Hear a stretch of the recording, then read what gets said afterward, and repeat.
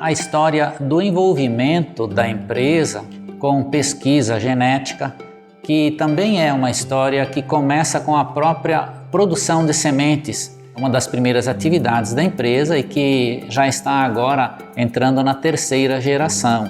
Foi fundada pelo seu Francisco Wermann, meu pai, lá no Paraná, na década de 1970. A Dois Marcos era uma empresa de produção de sementes no Paraná, que teve o início da sua atividade justamente no princípio da produção de sementes de soja no Brasil, de forma padronizada e dentro de uma legislação específica de produção de sementes. Nesta época, e estamos falando aí do início da década de 1970, a pesquisa de soja para o desenvolvimento de novas cultivares era uma atividade muito restrita. Havia as empresas públicas e havia as universidades que desenvolviam novas cultivares e muitas dessas novas cultivares que eram plantadas no Brasil naquele momento eram cultivares introduzidas na maioria dos Estados Unidos. Quando veio a era da mecanização agrícola, também coincidiu com a fundação da Embrapa, que foi a grande empresa de produção de pesquisa, a grande empresa de desenvolvimento de novas variedades de soja. E eram variedades públicas, eram cultivares públicas que eram desenvolvidas para aquela região lá no sul e depois começaram um trabalho buscando adaptar essas cultivares ao clima do centro-oeste do país. Tudo isso aconteceu ao longo da década de 1970, que foi o período em que toda essa pesquisa necessária para que a cultura da soja pudesse ser adaptada no clima do cerrado brasileiro, foi esse trabalho desenvolvido pela Embrapa. Então, não havia naquele tempo empresas privadas fazendo pesquisa em soja.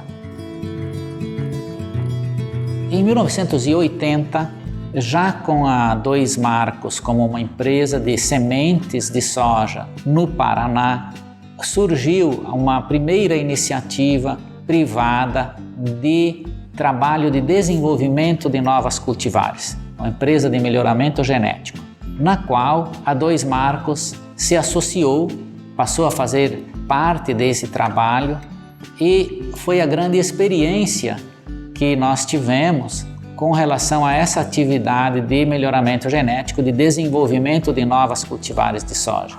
E com isso, passamos a ver os benefícios que o desenvolvimento de novas cultivares poderia trazer para a agricultura. Quando começaram as atividades da Dois Marcos no Cerrado, em 1983, também decidimos entrar diretamente nessa atividade de melhoramento genético. Foi nessa ocasião, então, que a empresa se preparou tecnicamente e em 1987 iniciou o seu programa de pesquisa em desenvolvimento de cultivares de soja voltadas para a região do Cerrado brasileiro. Esse trabalho era dominado pela iniciativa pública. Basicamente a Embrapa, algumas empresas estaduais, como no caso de Goiás, a Engopa, e algumas universidades também, faziam o desenvolvimento de novas cultivares para o Brasil todo e especialmente para o centro-oeste, para a região do Cerrado. E havia uma empresa privada que fazia isso e havia também o nosso início nessa atividade. Mas era um início difícil porque o Brasil não tinha, naquele tempo, uma lei que assegurasse o direito de propriedade intelectual sobre esta cultivar desenvolvida. E havia, naquele tempo, uma grande polêmica. Se discutia, o Brasil deveria ou não ter uma lei de proteção de cultivares. E havia a corrente que defendia a aprovação da lei iria beneficiar a agricultura como um todo, iria fortalecer a agricultura, porque iria estimular mais pesquisa para desenvolver cultivares ainda melhores e mais produtivas, e isso iria beneficiar toda a cadeia de produção e principalmente o próprio agricultor. Em 1997, já quase no final do século XX, finalmente o Brasil aprovou a sua lei de produção de cultivares. A Dois Marcos, que vinha acompanhando e que vinha fazendo desenvolvimento de cultivares desde 1987, quando ela iniciou esse trabalho, olhava ansiosamente para o desfecho dessa questão nacional de aprovar ou não aprovar a lei. Quando a lei finalmente foi aprovada, a Dois Marcos estava já com a sua primeira série de cultivares recém-lançada. Então foi uma coincidência de datas entre os primeiros lançamentos de cultivares da Dois Marcos com a aprovação da Lei de Proteção de Cultivares. Essa coincidência permitiu que a Dois Marcos pudesse registrar as cultivares que haviam sido recém-lançadas.